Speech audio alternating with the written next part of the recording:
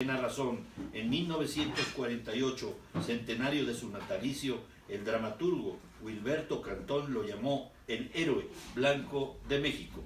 Antes de apreciar a Justo Sierra por sus libros, por la mirada comprensiva y generosa que encuentro en ellos, su espíritu de tolerancia y concordia, su prosa sonora y plástica, su perspicacia biográfica, lo conocí a través de su familia. Traté a 3 de sus nietos, dice don Enrique Krause. Traté a 3 de sus nietos, el licenciado Salvador Barros Sierra, la historiadora Catita Sierra y, por supuesto, el ingeniero Javier Barros Sierra, eminente rector de la UNAM, a quien acompañé como consejero universitario en los tiempos aciagos de 1968 a 1970. Varios bisnietos suyos me han narrado en diversos momentos la saga yucateca y mexicana, católica y liberal de los Sierra.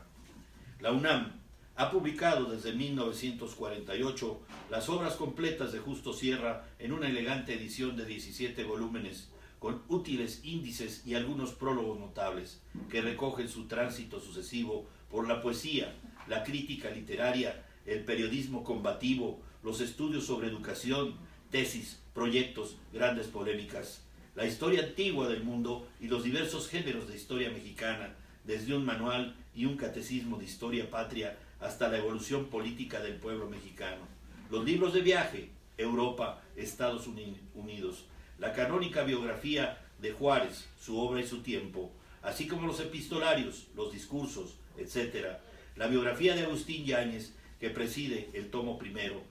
Yáñez fue el coordinador inicial de la obra. Sigue siendo útil lo mismo que los 2 tomos de Claude Dumas, Justo Sierra y el México de su tiempo, 1848-1912, publicados también por la UNAM en 1992. A lo largo del tiempo, varios autores se han ocupado del personaje, señaladamente Edmundo O'Gorman y Daniel Cosío Villegas, pero como ocurre con tantas figuras de la historia mexicana, a don Justo no le ha hecho justicia a la biografía, sigue esperándola. Si bien don Justo llegó a ser, como sugiere David Brading, el sacerdote supremo de la cultura mexicana, detrás de esa imagen final, serena y consagratoria, se escondía un alma doliente, marcada por los azares de la política, las fluctuaciones del espíritu, las tensiones intelectuales y sobre todo, la honda tragedia personal. Pedro Aranda Morales, te saludo. Jaime KETM se unió, mucho gusto. Gracias por estar aquí, que pasen por nuestras formas de manifestación en medios más tardecito, para los que no me están viendo. Por favor, inclúyanse en el video que vamos a tener en Periscope y también en los Facebook, tanto de Seguros como de Armando Valencia. Mi querida Patti, qué bueno que nos acompañas en esta fase histórica, biográfica y cultural de nuestro trabajo. Nació en San Francisco, Campeche, hijo de Justo Sierra O'Reilly, eminente novelista e historiador, y de doña Concepción Méndez Echazarreta, hija de Santiago Méndez Ibarra, quien jugó un papel importante en la política yucateca del siglo XIX. A la muerte de su padre en 1861, siendo casi un niño, Justo Sierra Méndez se trasladó primero a la ciudad de Mérida, después a Veracruz y por último a la Ciudad de México, donde después de brillantes estudios se relaciona con los mejores poetas y literatos de ese tiempo, entre otros con Ignacio Manuel Altamirano, Manuel Acuña, Guillermo Prieto, Luis G. Urbina, poetas de la revista Azul y de la revista Moderna. Fue hermano de Santiago, periodista y poeta, quien fuera asesinado por Ireneo Paz en duelo armado en 1880 en presencia del mismo Justo y de Manuel José, político. Asistió a una reunión en la que estaban algunos de los más consagrados escritores de aquel tiempo. La velada tuvo lugar en casa de don Manuel Paino. Estaban ahí, entre otros, Guillermo Prieto, Ignacio Ramírez y Vicente Riva Palacio. Dice don Agustín Yáñez: desde aquella velada, Sierra ocupó un sitio de preferencia en los cenáculos, conmemoraciones y redacciones literarias. Fue la sensación del momento en la tribuna en los días clásicos de la patria, en una juventud que se consagró a la literatura. Sierra incursionó en el relato, en el cuento, la novela y el teatro. Algunos de sus poemas de juventud se publicaron en el periódico El Globo y se dio a conocer con su famosa playera. A partir de 1868, a los 20 años, publicó sus primeros ensayos literarios. En el Monitor Republicano inició sus conversaciones del domingo. artículos de actualidad y cuentos que después serían recogidos en el libro Cuentos Románticos. Publicó en la revista El Renacimiento su obra El Ángel del Porvenir, novela de folletín que no tuvo mayor impacto. Escribió también en El Domingo, en el siglo X y IX, La Tribuna, en Libertad o en La Libertad, de la que fue su director, y en El Federalista. Asimismo, publicó en El Mundo su libro En Tierra Yanqui. Abordó además el género dramático en su obra Piedad. En 1871 se recibió de abogado, varias veces diputado al Congreso de la Unión, lanzó un proyecto que sería aprobado, como dijimos en la introducción de nuestro programa, en 1881 y que daba a la educación primaria el carácter de obligatoria. En ese mismo año presentó un proyecto para fundar la Universidad Nacional de México, como también ya señalamos, que no prosperó. Tardaría, sin embargo, 30 años para verlo realidad en 1910, como dije. Desde 1892 expuso su teoría política sobre la dictadura ilustrada, pugnando por un Estado que habría de progresar por medio de una sistematización científica de la administración pública. En 1893 dijo aquella célebre frase: el pueblo mexicano tiene hambre y sed de justicia. México es un pueblo con hambre y sed. El hambre y la sed que tiene no es de pan. México tiene hambre y sed de justicia. Qué actuales estas declaraciones de don Justo Sierra, que me parece que Luis Donaldo Colosio, en su discurso, que fue muy censurado antes de su fallecimiento por el expresidente Carlos Salinas de Gortari, me parece que retoma y parafrasea a Justo Sierra cuando dice que México tiene hambre y sed de justicia. Creo que parafraseó a Justo Sierra y permítanme que no me equivoque en este caso. En 1901 se trasladó a Madrid con el objeto de participar en el Congreso Social y Económico Hispanoamericano. Fue en esta ocasión que conoció a Rubén Darío en París, presidió la academia, correspondiente de la Española, incluyó también en los escritores Luis González Obregón y Jesús Urueta.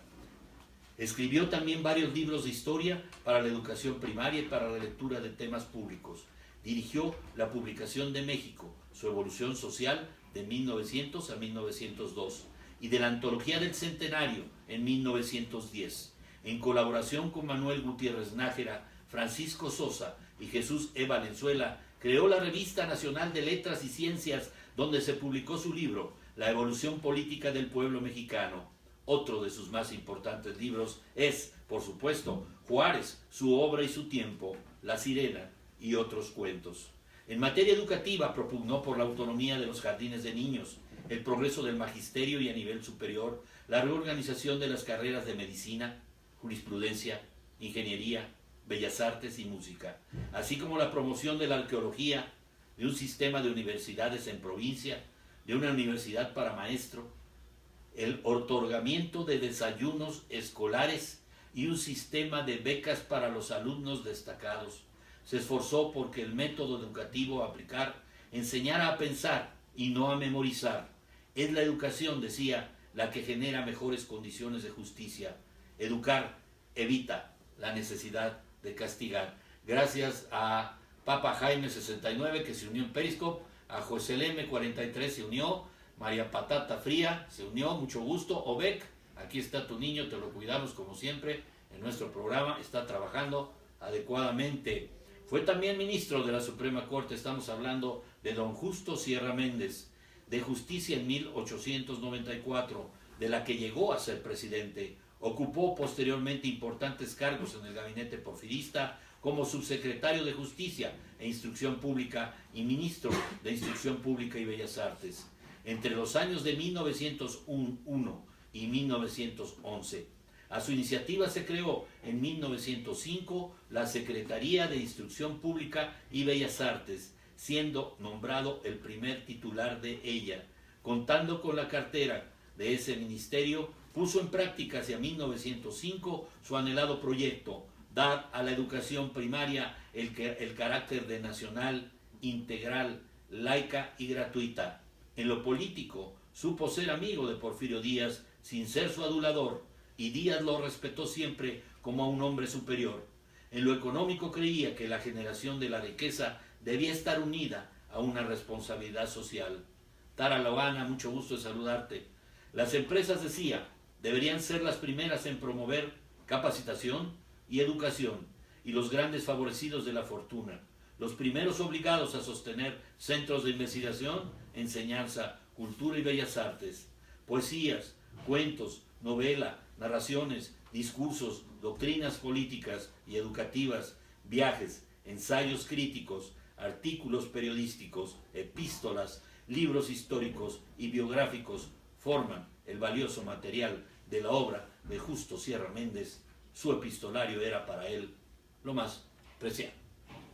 Como la ven, mis queridos amigos, un gran hombre que recordamos el día de hoy, a pues más de 100 años de su fallecimiento, y que nos lega pues cultura y más cultura. La educación que hoy recibimos, de una suerte o de otra, se la debemos a don Justo Sierra Méndez, y esa proclividad que tenía de contagiar con su retórica, con su oratoria, a los grandes intereses de la nación, que por cierto ya se inclinaban a las humanidades, como él también lo hizo y lo provocó, aunque fue positivista y provocó el Ateneo de la Juventud. Incluso él mismo no tendría idea de qué tan trascendente fue el humanismo en nuestro país.